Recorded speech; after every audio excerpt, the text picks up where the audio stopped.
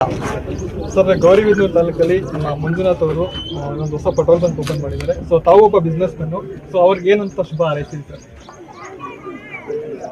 ಈ ಒಂದು ಗ್ರಾಮೀಣ ಪ್ರದೇಶದಲ್ಲಿ ಪೆಟ್ರೋಲ್ ಬಂಕನ್ನು ಓಪನ್ ಮಾಡಿ ಶ್ರೀ ಲಕ್ಷ್ಮೀ ಆದಿನಾರಾಯಣ ಸ್ವಾಮಿ ಸರ್ವಿಸ್ ಸ್ಟೇಷನ್ ಅನ್ನೋ ಹೆಸರಿನಲ್ಲಿ, ಅದರಲ್ಲೂ ಗ್ರಾಮೀಣ ಭಾಗದಲ್ಲಿ ಮಾಡಿದ್ದಾರೆ. ನಾನು ಹಂಗೂ ಕೇಳಿದೆ ಅವ್ರನ್ನ, ಇದಕ್ಕಿಂತ ಹೆಚ್ಚಾಗಿ ಶ್ರಮ ವಹಿಸಿ ಇಷ್ಟು ಅಚ್ಚುಕಟ್ಟಾಗಿ ಈ ಗ್ರಾಮೀಣ ಭಾಗದಲ್ಲಿ ಇಷ್ಟೊಂಥರ ಇನ್ವೆಸ್ಟ್ ಮಾಡೋ ಬದಲು ಇನ್ನೂ ಇದರಲ್ಲಿ ಟೌನ್ ಪಕ್ಕದಲ್ಲಿ ನೀವು ಮಾಡಿದರೆ ಇನ್ನೂ ಹೆಚ್ಚಿನ ಬಿಸ್ನೆಸ್ ಆಗುತ್ತಲ್ಲ ಅಂತ ಅಂದ್ಬಿಟ್ಟು ಅವ್ರನ್ನ ನಾನು ಮಾತು ಹೇಳಿದಾಗ ಅವ್ರು ಒಂದೇ ಮಾತು ಹೇಳಿದ್ರು, ಅಲ್ಲಿ ಮಾಡೋದು ಇರ್ತದೆ ಸರ್. ನಮ್ಮ ಗ್ರಾಮೀಣ ಪ್ರದೇಶದಲ್ಲಿ ಎಷ್ಟೋ ಜನ ನಮ್ಮ ರೈತಾಪಿ ಜನ ಭಾಳಷ್ಟು ದೂರಕ್ಕೆ ಹೋಗಿ ಪೆಟ್ರೋಲ್ ಹಾಕಿಸ್ಕೊಳ್ಳೋದು, ಡೀಸೆಲ್ ಹಾಕಿಸ್ಕೊಳ್ಳೋದು ಈ ಕೆಲಸ ಮಾಡ್ತಾರೆ.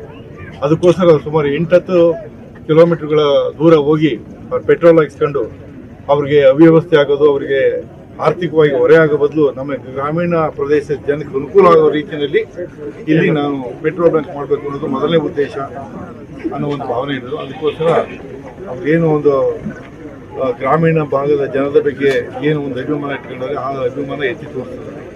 ಅದರಿಂದ ಈ ಗ್ರಾಮೀಣ ಭಾಗದಲ್ಲಿ ಎಷ್ಟೇ ಶ್ರಮ ಆದರೂ ಕೂಡ ಅಚ್ಚುಕಟ್ಟಾಗಿ ಮಾಡಿದರೆ, ಭಾಳ ದೊಡ್ಡದಾಗಿ ಒಂದು ವ್ಯವಸ್ಥಿತವಾಗಿ ಒಂದು ಪೆಟ್ರೋಲ್ ಬಂಕ್ ಓಪನ್ ಮಾಡಿದ್ದಾರೆ.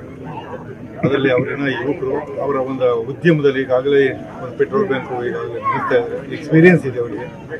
ಅದರಿಂದ ಇವೆಲ್ಲ ಯೋಚನೆ ಮಾಡಿ ಇಲ್ಲಿ ಈ ಗ್ರಾಮೀಣ ಭಾಗದಲ್ಲಿ ಅನುಕೂಲ ಆಗಲಿ ಅಂತ ಈ ಒಂದು ಸರ್ವಿಸ್ ಸ್ಟೇಷನ್ ಓಪನ್ ಮಾಡಿದರೆ, ಇಲ್ಲಿ ಈ ಒಂದು ಪೆಟ್ರೋಲ್ ಬ್ಯಾಂಕಿನಲ್ಲಿ ವಿಚಾರದಲ್ಲಿ ಈ ಸರ್ವಿಸನ್ನು ಇವರು ಏನು ಈ ಗ್ರಾಮೀಣ ಭಾಗದಲ್ಲಿ ಉಪಯೋಗ ಮಾಡಿದರೆ ಅದನ್ನು ಉಪಯೋಗವನ್ನು ಎಲ್ಲ ರೈತಾಪಿ ಜನ, ಉದ್ಯಮಿಗಳು, ಈ ವೆಹಿಕಲ್ ಇಟ್ಕೊಂಡಿರುವಂಥವ್ರು ಎಲ್ಲರೂ ಕೂಡ ಉಪಯೋಗಿಸ್ಕೊಳ್ಳಿ. ಮತ್ತು ಈ ಉದ್ಯಮ ಈ ಎರಡನೇ ಒಂದು ಸರ್ವಿಸ್ ಸ್ಟೇಷನ್ ಅವರು ಇದರಲ್ಲಿ ಬರೋದು ಯಶಸ್ವಿ ಆಗಲಿ, ಈ ಒಂದು ಪೆಟ್ರೋಲ್ ಬ್ಯಾಂಕು ಯಶಸ್ವಿಯಾಗಿ ಚೆನ್ನಾಗಿ ನಡೀಲಿ, ಎಲ್ಲರಿಗೂ ಅನುಕೂಲ ಆಗಲಿ ಅಂತ ಅಂದ್ಬಿಟ್ಟು ವಿಷಯ ಮಾಡ್ತಾರೆ.